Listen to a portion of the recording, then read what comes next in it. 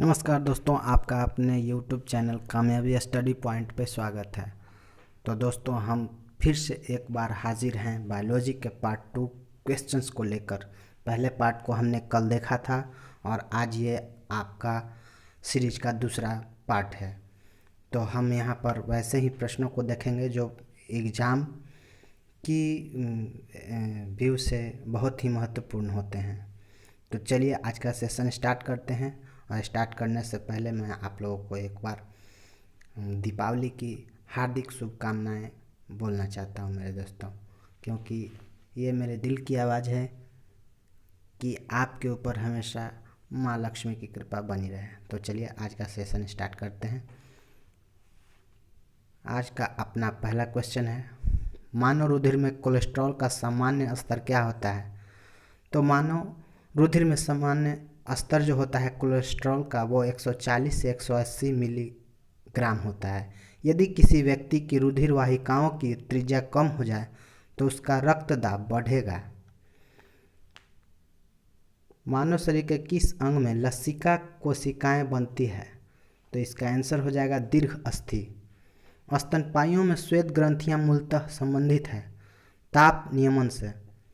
मानव हृदय में कक्षा की संख्या कितनी होती है। तो मानव हृदय में कक्षा की संख्या 4 होती है। मधुसूदनी इंसुलिन अंतःस्राव एक है क्या है। तो यह एक ग्लाइकोलिपिड है। आँख के रेटिना पर परंपरागत कैमरे के निम्नलिखित में से किस भाग से तुलना की जा सकती है। तो इसका सही आंसर फिल्म हो जाएगा। रक्त जमने में किस तत्व की मुख्य भूमिका होती है। रक्त को जमने में किस तत्व की मुख्य भूमिका होती है। तो जी हाँ, Ca कैल्शियम हो जाएगा।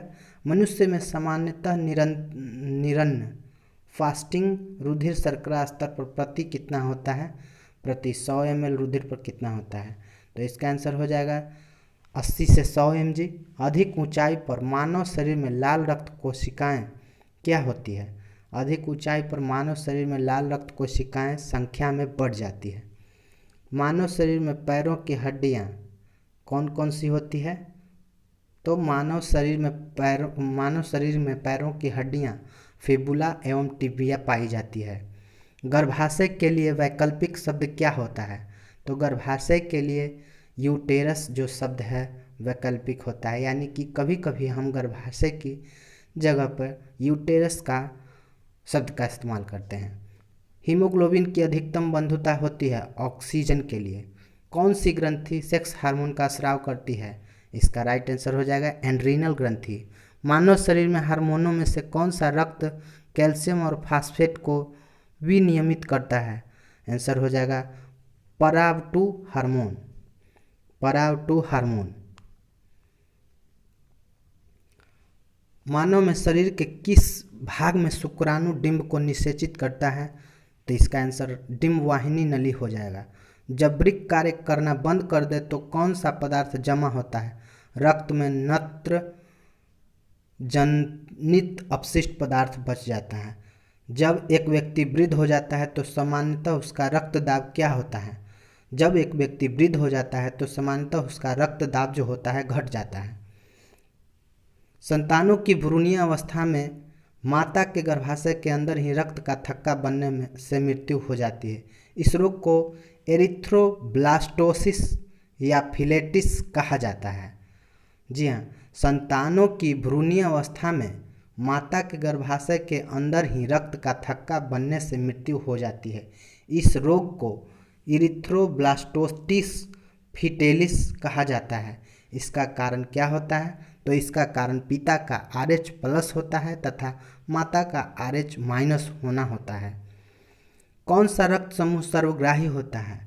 जी हाँ, तो AB जो होता है रक्त वर्ग वाला व्यक्ति सर्वग्राही कहलाता है, क्योंकि उसके रक्त में प्रतिपिंड का अभाव होता है और वह सभी प्रकार के रक्त वर्गों को ग्रहण कर सकता है।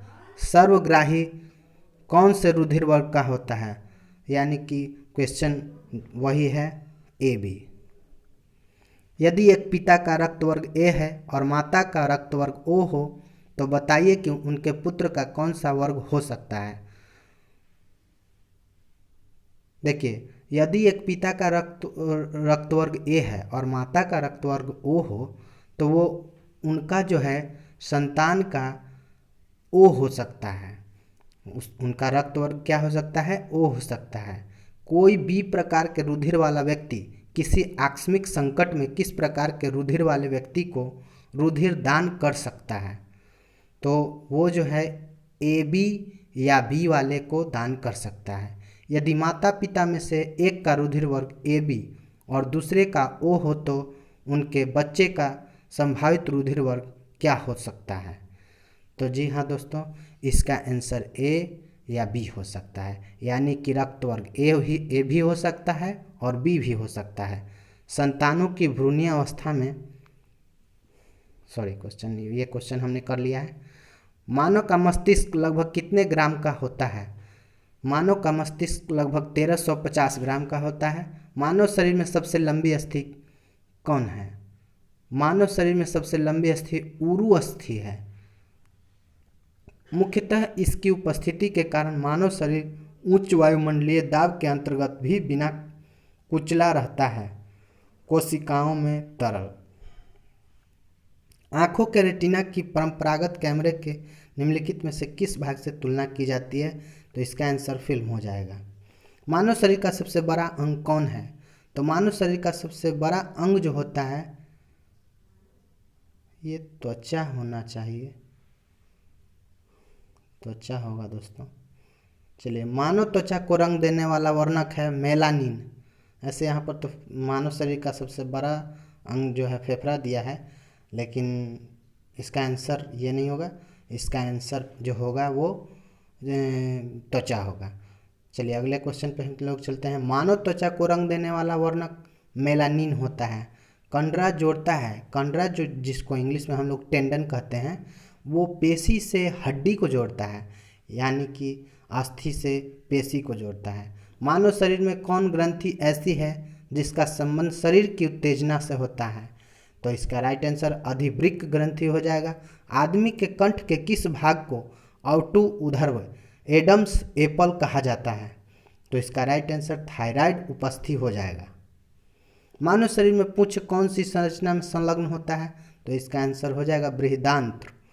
किस प्रक्रिया द्वारा ऑक्सीजन श्वसन के दौरान रुधिर में प्रवेश करती है और फिर उसे छोड़ती है? तो इसका राइट आंसर परासरण हो जाएगा, यानी कि प्रसरण प्रक्रिया के द्वारा जो है ऑक्सीजन श्वसन के दौरान रुधिर में प्रवेश करती है और फिर उसे छोड़ती है। कौन सा एक अंग वसा का भंजन कर कोलेस्ट्रॉल उत्पन्न करता है? तो इसका आंसर यकृत हो जाएगा। सेरेब्रम किससे संबंधित है? सेरेब्रम जो होता है मस्तिष्क से संबंधित है। मनुष्य के मस्तिष्क का सबसे बड़ा भाग जो होता है प्रमस्तिष्क होता है। मानव शरीर की किन कोशिकाओं में सबसे कम पुनर्योजन शक्ति होती है? तो इसका राइट आंसर जो होगा वो मस्तिष्क की कोशिकाएं होगी। यानी कि फिर से ध्यान से क्वेश्चन, इसको बार बार ये पूछा जाता है, इसको ध्यान से पढ़ेंगे हम लोग। मानव शरीर की किन कोशिकाओं में सबसे कम पुनर्योजन शक्ति होती है?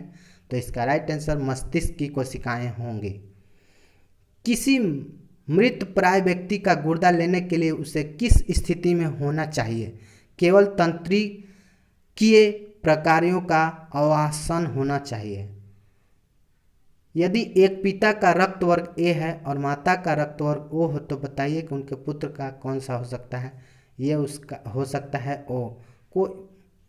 कोई बी प्रकार के रुधिर वाला व्यक्ति किसी आकस्मिक संकट में किस प्रकार के रुधिर वाले व्यक्ति को रुधिर दान कर सकता है? ये क्वेश्चन हमने कर लिया है।